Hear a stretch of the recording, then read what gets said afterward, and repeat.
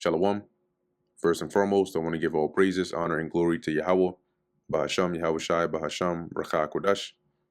Double honors to the elders and the apostles of Great Millstone, and peace and blessings to the elect.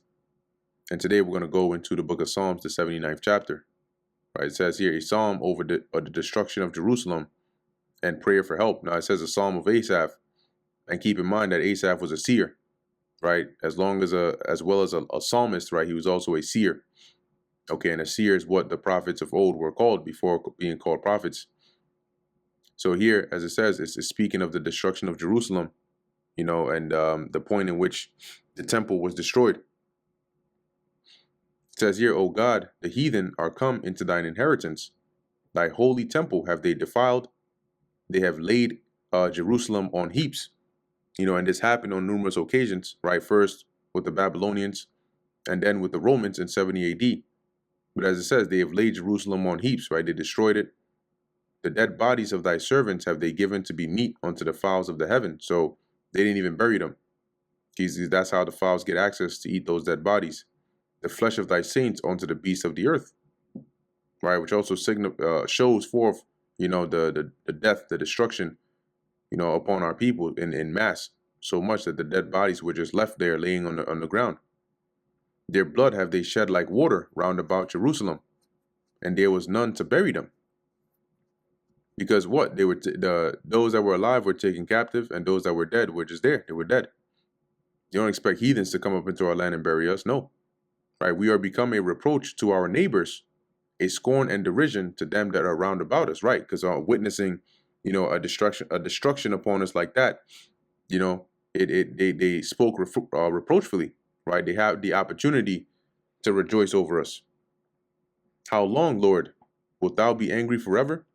Shall thy jealousy burn like fire? Pour out thy wrath upon the heathen that have not known thee, and upon the kingdoms that have not called upon thy name. See? So turn your wrath from us, right? Pour it upon them. Because we're the nation that praises your name. They don't. For they have devoured Jacob and laid waste his dwelling place. Oh, remember not against us former iniquities, right? Forget our past iniquities. Let thy tender mercy speedily prevent us, for we are brought very low. And to prevent meaning to meet us, right? To go ahead of us. For we have been brought very low. We've been humbled. We've been, brought to a very low estate. Help us, O God, the God of our salvation, for the glory of thy name, and deliver us. See, because the Lord put his name in Israel. So allowing the heathens to destroy us like that, and the Lord not helping us, that would affect his name, right? As he says, so help us, right, for thy name's sake, right, or for the glory of thy name, and deliver us and purge away our sins for thy name's sake. Wherefore, right? Why should a heathen say, where is their God? See, that it isn't their God, the Most High that they boast about. So where is he?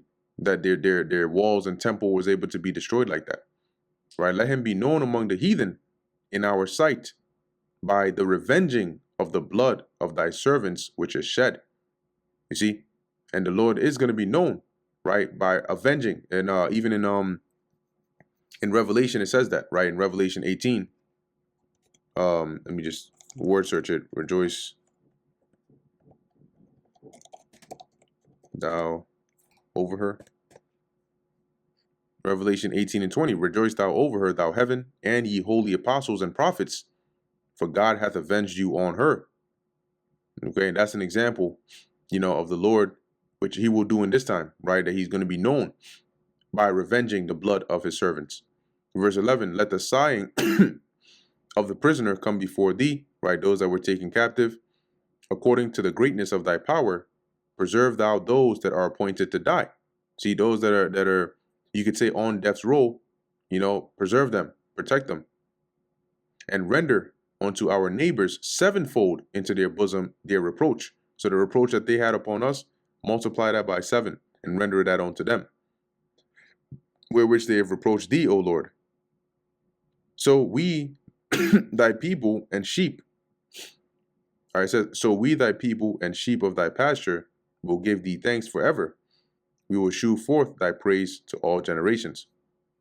And that brings us to the end of the book of Psalms, the 79th chapter. Lord willing, that was edifying to the elect. In closing, I want to give all praises, honor, and glory to Yahweh, Bahasham Yahweh Shai, Bahasham Bracha Kodash. Until next time, Shalom.